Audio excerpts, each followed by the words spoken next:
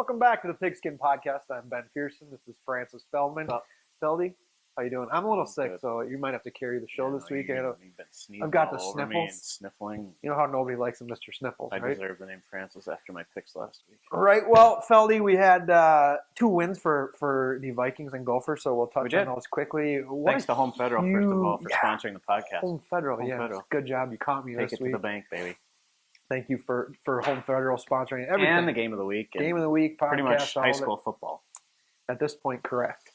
Feldy, your Vikings played remarkably well last weekend. The defensive line, holy cow, did they take over that football game and really had Cam Newton rattled pretty much from the get-go.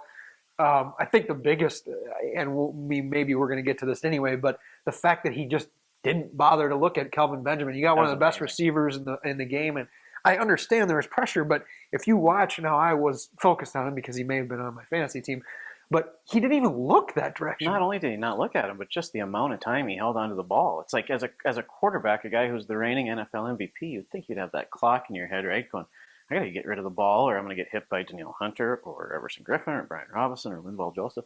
Those guys were coming, man, and he just sat there. And I know they have a good offensive line down in Carolina, but he just sat there and held onto the ball.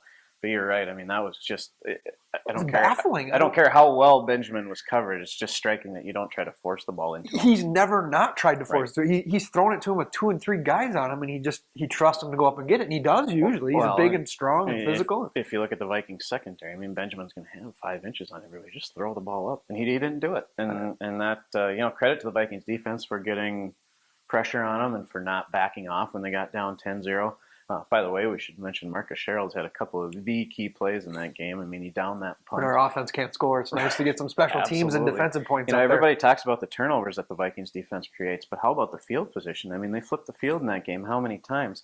Marcus did it by downing a punt deep in their end that led to the safety. Then he returns the punt, 50 yards later on because they were in bad field position. So the defense does more than just create turnovers and score points. It's doing everything right now. And when you have a quarterback and an offense that doesn't turn the ball over, that's a good combination. And now they get a Monday night game against the Giants at home. Don't sleep on this one. Boy, does this feel like a trap game. We're all so high on the team right now. And this is a game they should win by everything. I would take them in every area. You and I joked about it just from a fantasy perspective. It's like, all right, so we figure Rhodes is going to be on Beckham, and that's going to leave Sterling Shepard with one of the Vikings' other corners on him, and I would guess he's going to have a big game if Eli can get him the ball. But, like I said, everything about this game screams Vikings victory, yet I just worry that this is a trap game. Well, everything about these two teams screams Viking victory, but also tradition, Eli Manning's history against the Vikings, he seems to just crumble every time the Giants and the Vikings play one another. I was looking except for one really important game. Right. What was the score of that game? I can't remember. Let's not look that up. But I was looking at it today. In his career, he's thrown 5 touchdown passes against the Vikings. He's also thrown 5 touchdown passes to the Vikings. Nice. So 10 touchdown passes. Yeah, so maybe Xavier Rhodes has a chance this week. So I don't want to jinx it, but I'm just going to say now, it feels like a trap game on a Monday night. But it's one of those games you expect that the Vikings should go out and win. But you never know. I mean, it's a primetime game. At some point, these injuries are going to catch up, as well as the offense's inability to score in the first half. So they got to get those things fixed. Yeah. So let's move on to the Gophers real quick and touch on 3-0. 3-0. That's we want to whine about a 7-point victory over Colorado State, and it is a game that you wish. Have they found that quarterback's head yet? I don't know. It's not in any row left in the stadium. It was rolling across the TCF. What a hit by Devers! I mean, for a guy who's that size playing defensive end in the Big Ten, there's just no explanation for the thunder he brings when he hits dudes. But like I said, you wish that would have been a blowout game. It wasn't. But at this point in college football, when you just look around, a win is a win right now. Well, look at what happened with Iowa and Rutgers. I mean, that's a game you would expect to be a blowout too. That's a Big Ten game. You're right. College football, you take a win at this point. Yeah, and I'm going to give the defense a pass because that was probably the biggest concern. I wrote a column about it this week, but they're still experimenting with a lot of things on defense and switching a lot of personnel. And I think once they figure out who they are, then I'm not going to panic on that defense just yet. But so now they get Penn State to open the Big Ten season, a team that's terrible right now. Defensively, they're one of the worst teams in the Big Ten, which is the opposite of what Penn State's been for a long time.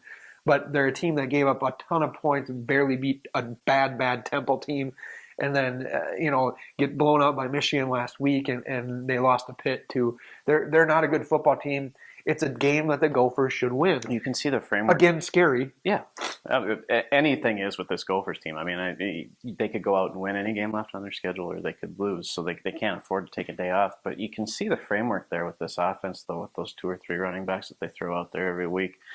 3 guys that can run the football. 3 guys that can run the football. If the offensive line can do its job, if Mitch Leidner holds up and they allow him to keep making those throws that we've seen him make and look like a real college quarterback over the past few weeks, they can keep doing those things. Now, you follow more closely than I do. They're missing some key guys on defense. How is that going to affect it this week? I hope not that big a deal, and maybe that's part of the reason they're switching a lot of guys in so they can make up for those guys they're missing. Devers being gone is going to hurt. Obviously, he's out. Boy, I didn't think Coughlin played very well last week, so maybe that one won't hurt as bad. He got sealed off on both of those long runs on that ugly first half drive. He got sealed. Same play. He got sealed twice in a row. It's like, you can't do that twice in a row. You hope that's something that they learned and worked on in practice. He's a young kid, too. Right? It's not the end of the world. He's going to be good. Those coaches will adjust. We don't get recruits of his caliber very often, so you hope that he ends up good. And you'd be shocked if that happens to him again this week or often in the future. He's hurt now, so it's not going to happen this week. Okay, well, I promise it won't happen. Right, exactly. But, yeah, I'm sure the coaches can easily look at that on tape and say, hey, you're going to not do that ever again, please. So do we win this week? I think they do. Mitch, again, was solid last week. Seemed like they closed the playbook a little bit from the game a couple weeks ago where they definitely opened it up. But Mitch made one really bad throw, a throw that a fifth-year senior cannot make at the end of the first half when he threw that pick. It didn't hurt them, but you can't make that throw at the end of a half and give them field position where they could go in and basically get all the momentum back. So one bad throw, but the rest of it I thought was a good game again for Mitch. We're really hard on him, so I got to praise him when he does well, and he's played great so far. So they're 3-0. That's where you want to be at this point. Feldy, high school football. Let's skip straight past how we did last week. Why? How'd that go for you? I didn't hear what. Fillmore Central saved my bacon. Yeah, boy, you'd be losing right now Thanks, if not for Fillmore Central, who is, by the way, the real deal at this point. My goodness, look running at that gauntlet. They've gone so RP, Goodhue, and LA, and beaten LA and Goodhue, and stuck with a good RP team. Those are 4 really good teams in that subdistrict that are beating up on each other. Look at not Fillmore, to mention Goodhue, by the way. The last 2 years defensively. Yeah. Again, this year, okay, so they gave up 18 to Rushford, but then only 1 score or less in the other games. And then last year, if you look back, they gave up 14 or fewer points in all but one of their games. Amazing. It's like, that's incredible for a high school team to play a great defense like this. So whatever they're doing down there, especially against the teams that they play, like you just said. But now you and I are tied in the pick, which I'm going to be honest, for you is just deplorable because now you actually get to go out and cover all these teams and you're still struggling. It's embarrassing. It is. Frankly. I mean, I hope you're embarrassed, but let's do our players of the week. You can go first on this one. We'll let you have some glory here at this point now that we're tied in the pick 'em, and there's no looking back for you. Okay, let's start with this. I'm done talking about picks. Well, you got to pick your player of the week. Player of the week. If your name is Caden Blazing, that's awesome for one. You should be a running back. Yeah. No excuses, and he is. He's a good one from Byron. Senior. First game back from injury. 25 carries, 260 yards, 4 touchdowns. He had half of those yards on 2 touchdown runs. He had a 60-yarder and a 70-yarder and a 35-33 win against Lake City. Byron got back on track last week. Sounds like they're getting healthy. Watch out for that team the rest of the season. Goofy game, too, because they were down big at halftime, and then next time I looked, all of a sudden they were up. I'm sure Coach Halder, being a Lake City guy, I'm sure that halftime speech. There was probably something mentioned about that. Some things may have been kicked over and some walls and punched. I don't know. It worked. Whatever happened after halftime, it worked for Caden Blazing. He's player good. of the week. He's good.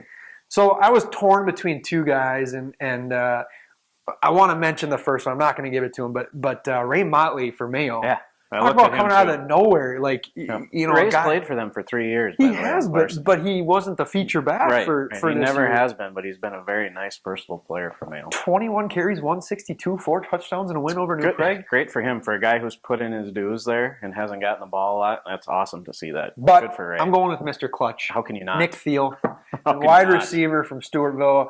Game-winning touchdown catch with 8 seconds left. 8 catches, 188 yards, 4 touchdowns. He's having a record-breaking kind of year insane this year. So the numbers those two are putting up. I think Mr. Quant's figured out just chuck at this kid's direction, and he's probably going to get it. So you can't have a better player of the week than that. He could be our player of the week almost every week this year. So man, in the play they scored that game-winning touchdown on, it was a broken play. Quant almost got sacked, escaped. He just figured at that point, I'm going to find wherever Nick is. Theo went up, made a great catch over a good Casson-Manorville defensive back. And, yeah, those two clearly have that connection that you see with a lot of really good friends and guys who have played together for a long time. So, Feldy, now we're on to the picks, and we have some glorious games on the slate here this week. Some really good games again this week. You know, I'm going to let you choose whether you want me to pick first or you to pick first because I know you're reeling right now and pick them. Our first game is West at Mayo. You're going to pick first in the first game. All right, I'll take Mayo.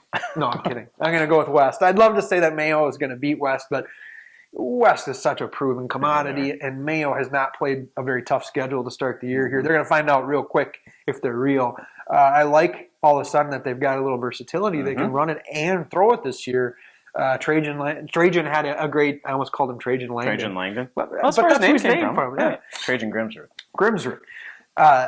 Had a good game last week too, and like I said, they're able to run it and throw it right now, but I just think West is too tough the way they're playing, and like I said, just the pedigree there. I'll go 35-21, but I'm going with the Scarlets. Yeah, West has had a rather challenging schedule so far with wins against Owatonna and East and JM. And East is not a bad football team. East is a good football team this year, and East actually pushed West in that game too, and was close. But you're right, I'm real interested to see. We talked about Mayo's offense. I'm interested to see how their defense comes out and does against this West team that, as always, is very versatile, but can mix the run and the pass, much like Mayo can. But like you said, Mayo's schedule hasn't been quite what West has to this point. So until we see differently, I'm going to take West 31-20. Now that I'm looking at our slate here, you didn't give a lot of thought on whether you wanted to go first or second, did you? No, I was solely now focused. You got to go first. Solely focused on this next game because I'm going to put you on the spot. Oh, you want me to? But now you are going to go first. So I get to go out and cover what we call our game of the week. If the game of the week was allowed to involve a Rochester team, this would be it this week. Casson-Manorville at Rochester Lourdes, 3-1 KM coming off their first loss of the season against Stewartville last week. KM trailed for all of 8 seconds in that game, the last 8 seconds. Lourdes 4-0 undefeated. Man, I told you when we came to office tonight, I'm like, I've been thinking way too much about this game all day and flip-flopping back and forth more than my flip-flopping has been uglier than those white flip-flops. I'm either in a can't win or can't lose situation in this one because people all assume I'm a Casson guy and I cover Lourdes. So basically, my choice here sort of dictates what sideline you're going to stand on tomorrow night. Lourdes 28-26. Wow, how are you going to do that to me? I don't know. I just ask me 5 minutes from now. I'm going to pick Casson. I think I'm going to know very quickly in this game how it's going to go because if Lourdes comes out flat like they did last week, they will not win this football game. They cannot. They again are struggling a little bit to get motivated. Like that was a huge issue last year. That's not good against that KM. Well, they don't have a rah leader. Yeah. Like their leaders are more soft spoken, lead by example kind of guy. But they need somebody to get them fired up. Maybe it's Chol. I don't know who it is. Chol tries, and maybe he's just gonna have to grab those guys by the face mask and get them fired up. You know what though, man. I can't stand on the Lourdes sideline if I do that. And Coach Kessler is going to probably hunt me down. But no, I'm going with the Eagles. I think this is our true game of the week. And I'm going to go with Lourdes winning 28-27 with a Colton Mullenbach extra point winning it for him. There we go. That's where I'm going. 2 close games in a row for KM. Yeah, and whoever loses this game, don't put your heads down. I mean, that's just 2 really good football teams. Well, that's the same way as that Casson-Manorville Stewartville game a week ago. I mean, that's just 2 great teams battling it out for 4 quarters. It's weird that I'm picking that too because when I look at those 2 teams on paper, honestly, Casson has the advantage almost everywhere. They're bigger, they're probably faster and stronger. And that option offense they run is so deceptive. It's the same as Lourdes, though. That's right, one. Right, and so Lourdes can practice against. KM can also practice against. Right. They know what's coming, but yeah. I'm jealous.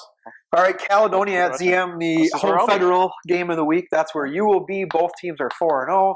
However, I'm going Caledonia. I'd love to pick ZM because I do love the Cougars and I've covered them for a long time. But this Caledonia machine, they were pushed a little bit last week by Triton. That was it says 42-20, but that was a 1-score game in the 4th quarter. So that was an actual really good game. But I'm going Caledonia 37-21. Yeah, when I talked with Coach Frichte from Caledonia yesterday, he mentioned to me too, like you just said, that game against Triton last week was closer than maybe the score indicates, because I had mentioned to him that ZM is accustomed to playing in these close games. They went down to the final 2-3 minutes to win their first couple of games. So I asked him if that's a benefit one way or the other. He said, sure, that always helps to a team to know that they can come back and win. And Coach Rash from ZM said the same thing. He said, you have to go into this game with confidence. We know that Caledonia is a great program. We respect them, but we're going to go out there and try to win the football game. And like you said, I'm a big Darren Rash fan. Me too. Yeah. Good guy. Like you said, though, I'd love to pick ZM here, but that Caledonia machine is just so good. With Owen King, that passing attack, they can throw the ball all over the yard. 37-21 Caledonia. That's the same score I gave. I wrote this down an hour ago. Did you just photocopy my sheet? I did not. Okay. All right, next one, another one that could have been game of the week. Rushford Peterson at Lewiston. Altura. Rushford 4-0 going in. Lewiston coming off their first loss to Fillmore. Billy, you got to pick first. Thomas Hennessy. You've seen both these teams already. Yeah, I haven't seen Rushford. Oh, you haven't seen Rushford. Well, you saw Lewiston. Thomas Hennessy is going to slide right in my DMs and tackle me into the ground. Possibly. And sack me like the quarterback he did to me last week. RP 20-18. All right, I'm going RP too. I think this is going to be Thomas Hennessy is going to slide into your DMs. I think it's going to be a low-scoring football game. Honestly, it's two really good defenses. I'm going to go Rushford 14-7. Next game, Plainview, Elgin, Millville 2-2 at Lake City 1-3. Both of these teams have been in some close games this year. My pick first. Huh? Yeah, Lake City. Slight upset at home. You are looking at my sheet. I like the Tigers. I don't think they're as bad as their record 1-3. They've hung with some good teams, and I think as they figure their offense out and they've got some playmakers, I think they're going to be all right. I think this is going to be a good game. I think it's going to be another high scoring game. I'm going to go with Lake City 29, Plainview, Elgin, Millville 23. Oh, you just about had me again there. Don't you see? I'm going to stop photocopying my stuff for you before we do this. Everything in me is screaming to pick PEM here just for historical reasons, because I'm used to seeing PEM just steamroll teams. And they're not a bad team this year. They've just played a bunch of close games. But that's what I had written down. Gut said Lake City. I'm going with Lake City 29-27. St. Charles at Pine Island. St. Charles 2-2. Pine Island 3-1. Pine Island getting some votes in the polls here, and as they should be. St. Charles coming off a good win too. Pine Island's only losses to Caledonia this year, so absolutely. And St. Charles, on the other hand, has lost only to Caledonia and Lourdes. You know I love me the Fighting Saints this year, don't you? I picked them, I think, every time they've been on our list. St. Charles 25-20. You're killing me because now I see what you have for the next game. So I know we have the same picks all the way through, but that doesn't make for dramatic television. I like the Saints. I think the Saints are going to win, but I'm picking Pine Island, I guess. Go Panthers. I need something That's not different. A bad choice. It's at home. That's a good choice. Not a bad choice. I don't know how wet that football field is. I don't know. After the flooding, but I'm going to go Pine Island 13-6. 13-6. Man, you got some defensive games going on in your picks. I think the mud is going to win that game. That's the reality there. So, like, by the second quarter, you won't even be able to see numbers on players' jerseys, you're saying?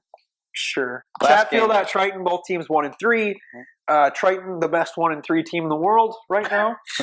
Chatfield's not a bad 1-3 team either, but Triton had to have gained some confidence last week. I know, like I said, the final score is a little deceiving at 42-21, but it was a one-score game in the fourth quarter. Triton figuring out who it is, and they're starting to bounce back from some of the guys, the injuries that they've suffered, and they're still an incredibly young football team. So I got to go Triton, and honestly, I think Triton really exerts itself in this game, and just kind of, I'm going Triton 35-14. You're right, though. A young team that has lost to three really good football teams, Cass and Manderville, Zambroda, Mazeppa. Well, I'm sure the Zambroda one is the one they'd want back. Right, but, the close one where they lost at the end. But still, they were right in that game. Yeah. Again, lost to three very good football teams. I got to take Triton 24-21. I think Chatfield hangs in there, but Triton wins it in the end. I don't know why you copy me on everything. Actually, I do know why you copy on everything, but I can't fall behind. That's it, Feldy. Thank you to Home Federal. Thank you for the few people who watch the show, and especially thank you for the ones that watch for me. And I don't know why anyone would watch for Francis over here, but thanks for everybody. Get out to a football game on Friday night. See you next week. Bye.